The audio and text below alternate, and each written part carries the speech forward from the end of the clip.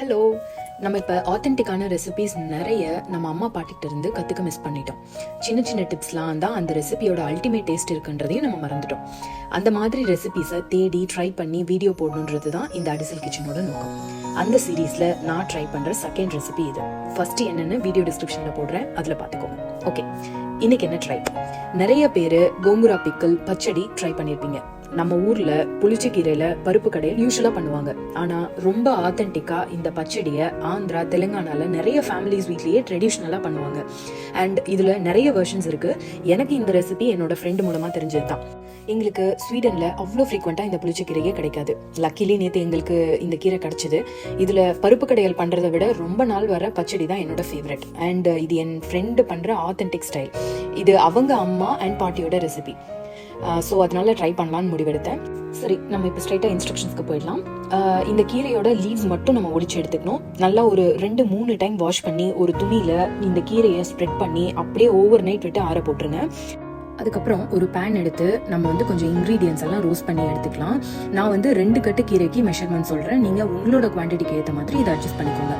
பேனில் 1 டீஸ்பூன் நல்லெண்ணெய் விட்டு அதோட 1 டீஸ்பூன் உளுத்தம் பருப்பு, 1 டீஸ்பூன் ஜீரகம், 1 டீஸ்பூன் வெந்தயம், 1 டீஸ்பூன் கடுகு அண்ட் 1/4 டீஸ்பூன் முழு தனியா இதெல்லாம் ஆட் பண்ணி அந்த எண்ணெயிலேயே அப்படியே ரோஸ்ட் பண்ணிக்கோங்க.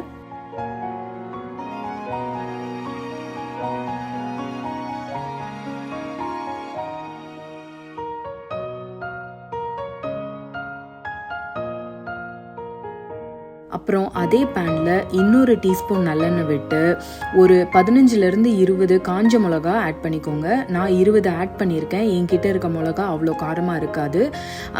நீங்கள் உங்ககிட்ட இருக்கிற மிளகா ரொம்ப காரமாக இருந்ததுன்னா அதுக்கேற்ற மாதிரி நீங்கள் அமௌண்ட்டை குறைச்சிக்கோங்க, இல்லைன்னா அதுக்கேற்ற மாதிரி ஆட் பண்ணிக்கோங்க. நெக்ஸ்ட்டு அதே பேனில் 2 டேபிள் ஸ்பூன் எண்ணெய் விட்டு இந்த கீரையை சேர்த்துடுங்க.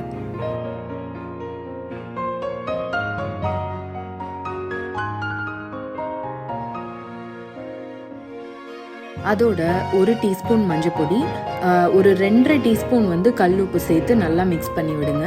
கொஞ்ச நேரத்தில் கீரை நல்லா சுருங்கி வதங்க ஆரம்பிச்சிடும். இந்த ஸ்டேஜில் நீங்கள் புளி சேர்த்துக்கலாம். நான் ஒரு லெமன் சைஸில் புளி சேர்த்துருக்கேன். ஒரு 5-7 நிமிஷம் இந்த கீரை வதங்கினா போதும். நல்லா சுருங்கி வந்ததுக்கப்புறம் நீங்கள் ஸ்டவ் ஆஃப் பண்ணிடலாம். இந்த கீரை வதங்கிட்டு இருக்க டைமில் நம்ம வறுத்த இன்க்ரீடியன்ஸ் எல்லாம் ஒரு கோர்ஸ் பவுடராக அரைச்சி எடுத்துக்கலாம். அப்புறம் இந்த வதங்கின கீரையை கொஞ்சம் கூலானதும் இதே மிக்சி ஜார்லேயே இந்த கீரையை போட்டு ஒரு கோர்ஸ் பேஸ்ட்டாக அரைச்சி எடுத்துக்கலாம். ரொம்ப ஃபைன் பேஸ்ட்டாக அரைக்கணுன்ற அவசியம் இல்லை. கீரை கொஞ்சம் தெரிகிற மாதிரி இருந்தால் கோர்ஸாக அரைச்சா போதும். லாஸ்ட்டாக ஒரு பேனில் 3-4 டேபிள் ஸ்பூன் நல்லெண்ணெய் விட்டு எண்ணெய் சூடானதும் பெருங்காயம் 1 டீஸ்பூன் அண்ட் 1 காஞ்ச மிளகாயை சின்ன சின்ன பீசஸாக கட் பண்ணி அந்த எண்ணெயில் ஆட் பண்ணுங்கள். லைட்டாக பெருங்காயம் ஸ்மெல் எண்ணெயில் ஏறினதுக்கப்புறம் அடுப்பை ஆஃப் பண்ணிவிட்டு அரைச்சி வச்சிட்ருக்க அந்த பேஸ்ட்டை இந்த பேனில் சேர்த்து எண்ணெயோட நல்லா மிக்ஸ் பண்ணி விட்டுருங்க. அப்படியே அந்த பேன் ஹீட்லேயே இந்த பச்சடி இருக்கட்டும்.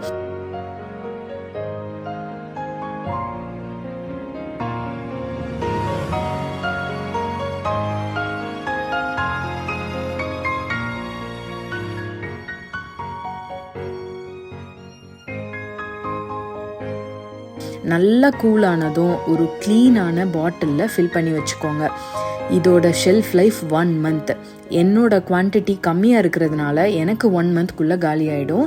ஸோ நீங்கள் குவான்டிட்டி இன்க்ரீஸ் பண்ணுறீங்கன்னா கொஞ்சம் எக்ஸ்ட்ரா ஆயில் சேர்த்து அந்த பேனில் நீங்கள் பெருங்காயம் போடுறதுக்கு முன்னாடி எண்ணெய் சேர்த்து இதோட ஆட் பண்ணிக்கோங்க. ஃபைனல் டச்சாக இந்த ரெசிபிலேயே இதுதான். நீங்கள் பாட்டிலில் ட்ரான்ஸ்ஃபர் பண்ணதுக்கப்புறம் அந்த பேன்லேயே ஒரு பிடி சாதம் போட்டு பிசைஞ்சு சாப்பிட்டு பாருங்கள், வேறு லெவல் டேஸ்ட்டாக இருக்கும்.